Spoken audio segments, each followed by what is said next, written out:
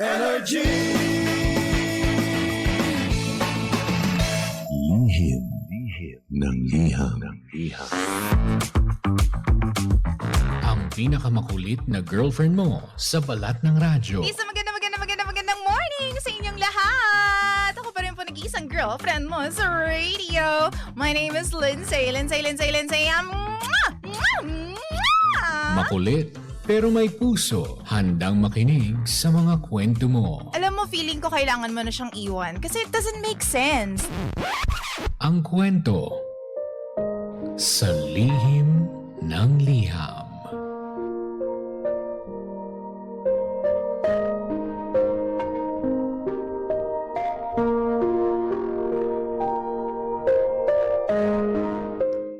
Mahal kong Lindsay. Tawagin niyo na lamang po ako sa pangalang Tala. Lindsay, alam kong huhusgahan niyo ako. At siguro tama lang. Nagmahal kasi ako nang wala sa lugar. Single mom ako. Lahat ng bagay ginawa ko para sa anak ko. Siya yung naging mundo ko ng ilang taon. Lahat ng pagod, lahat ng sakripisyo, para sa kanya lahat.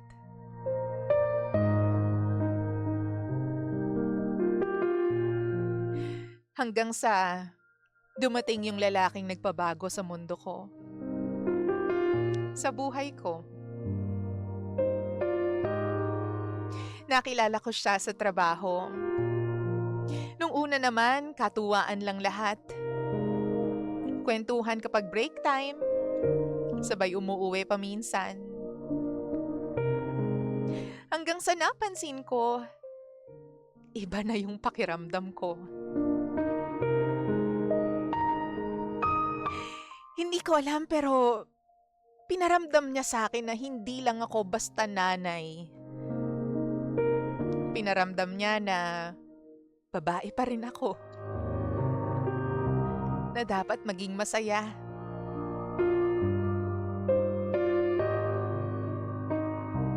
Pinaramdam niya sa akin yung kung tawagin nila ay Disney princess na treatment. Hindi nagtagal. Doon ako nadulas. Naging kami. At yun na siguro ang pinakamasayang nangyari sa buhay ko simula nung iwan ako nung dati ko. Parang nabuhay ulit ako. Parang may apoy sa loob ko na biglang gustong sumabog sa tuwing nandyan siya. Naging masaya ako sa piling niya, DJ Lindsay.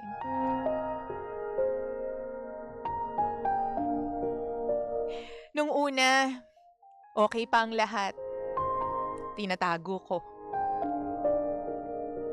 Iniisip ko, kaya ko namang balansehin eh. Pero habang tumatagal,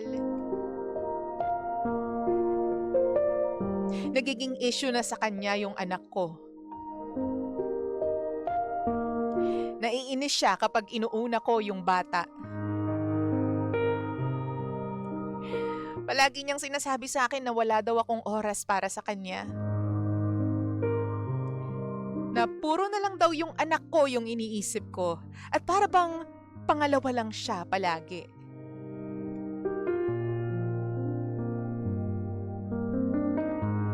Hanggang sa dumating na yung pagkakataon ng hinding-hindi ko makakalimutan.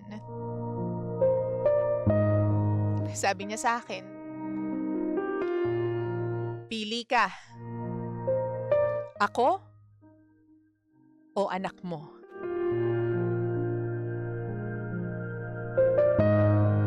In love ako nun eh. Minsan lang mangyari sa akin yun.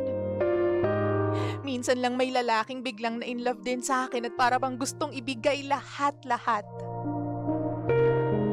Pumasok siya sa mundo ko. Pinaligaya niya ako. Kaya kahit na alam kong mali, alam kong wala dapat pag-isipan,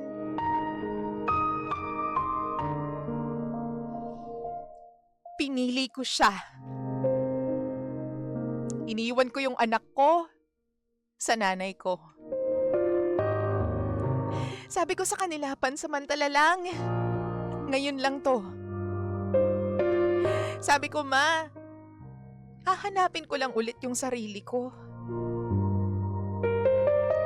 Kasi hindi lang ako basta nanay. Babae din ako. Gusto kong maging masaya sa piling niya.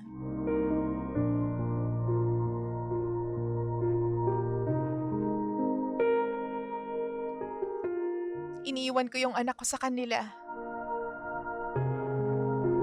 Lumipas yung buwan.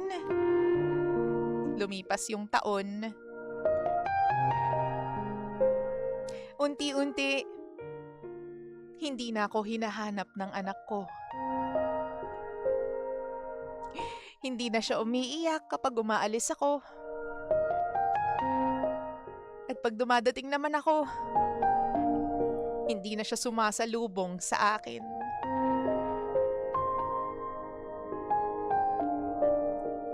Masakit pala kapag ganun, no? Mas masakit pa kasi ngayon, tita. Tita na lang ang tawag niya sa akin. Tapos yung lalaking pinili ko, iniwan din ako.